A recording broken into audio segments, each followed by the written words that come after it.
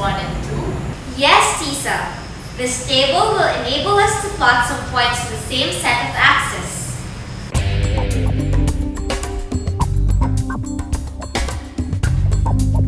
We join these points to yield the graph of the equation y is equal to cosine x plus 3. Alright? Any observation, class? I think that the graph of y is equal to cosine x plus 3 resembles the graph of the cosine function y is equal to cosine x. The only difference is the location of this new graph. I think the graph of the cosine function has moved 3 units upward.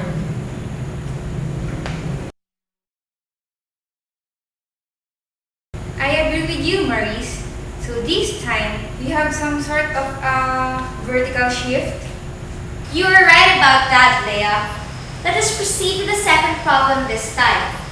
Since the equation involves the sine function, we compare these two graphs by plotting them on the same set of axes. Shown here is the graph of the sine function. Then, we plot the points in this table and proceed to graphing the equation y is equal to sine x minus 1.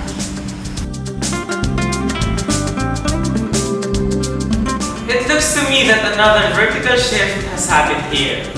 The graph, the sine function, has moved 1 unit downward. You're right, Jay. Would you like to give a summary of the observations we had here? Given that the function y equals f of x is either sine x or cosine x, the graph of y equals f of x plus b can be obtained by shifting the graph of y equals f of x absolute value of b units upward if b is greater than 0. Now, if b is less than 0, the graph of y equals f of x must be shifted absolute value of b units downward. Very good, Jay. Alright, class. Consider this time the graphs of the functions given in problem number 4. Joseph, prepare the table of values for items A and B and then sketch the graphs of each. And Maurice, do the same for items C and D. Yes, ma'am. Joseph, will you present the tables you have prepared and use them to plot some points on the graphs of the functions in items A and B? Okay, Miss Crystal. First, let me show you the table of values for the function y is equal to 2 cosine x I got from my computations. Then, here's the graph of the cosine function. Upon plotting the points indicated on the table on the same set of axes, we obtain the following result.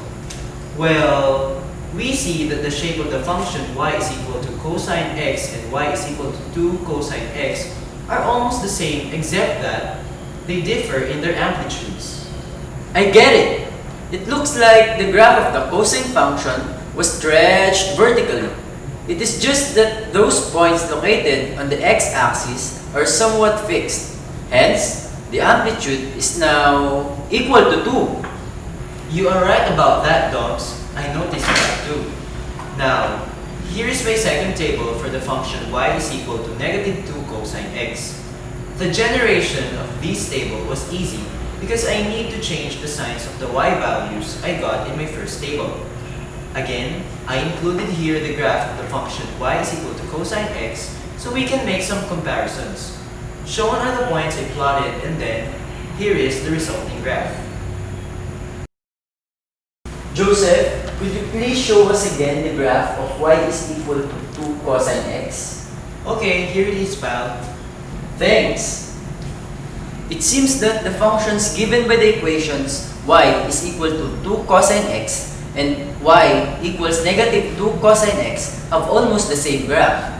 They both have the same amplitude and it is 2. The only difference is, I think, is... One is the reflection of the other about the x-axis. Huh? What do you mean by that, Joseph? Well, think about treating the x-axis as a mirror. Then, take the graph of y is equal to 2 cosine x right in front of the mirror. You'd see that the graph of y is equal to negative 2 cosine x is like the mirror image of y is equal to 2 cosine x, right? Oh, I get it. Yes, one graph is the reflection of the other with respect to the x-axis. That's what I'm about to say. You're just too fast, Joseph. So, these two graphs have the same amplitude, which is the absolute value of the coefficient of cosine x in the two equations y equals 2 cosine x and y equals negative 2 cosine x. It looks like the graph of the cosine function was stretched vertically so that the amplitude has increased from 1 to 2. Also, when we know that the graph of one of these functions, then the other graph can easily be drawn by simply reflecting the first about the x-axis. It is good that you noticed that, Jay. Let us move on to the next items. Maurice, are you ready now? Yes, ma'am. Here are my tables. This time, I will compare the graph of each of the given functions with the graph of the sine function. Here's the graph of the sine function. First, we plot the points included in the table for y is equal to 1/2 sine x and join the points to give its graph. Now, here's the table for the next function.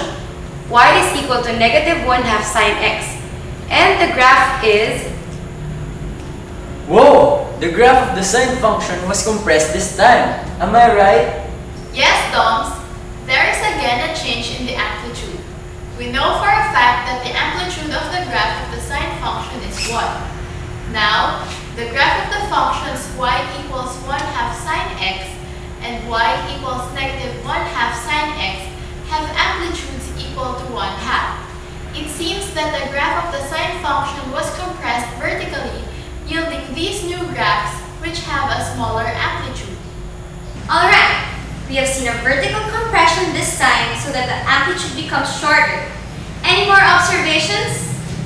Comparing the graphs of y is equal to 1/2 sine x, y is equal to negative 1/2 sine x. We also see a reflection about the x-axis. You mean one graph can be obtained from the other by simply getting the mirror image of one with respect to the x-axis? Yes, Doms? I agree with you, Maurice. For me, two changes on the graph of the sine function occurred here. And for us to obtain the graph of the function y equals negative 1/2 sine of x, we can first reflect the graph on the sine function about the x-axis. Then, we compress the resulting graph in such a way that the amplitude will become 1/2.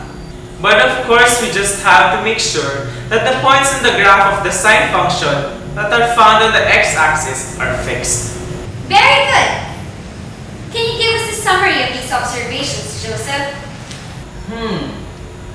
I will do my best, ma'am.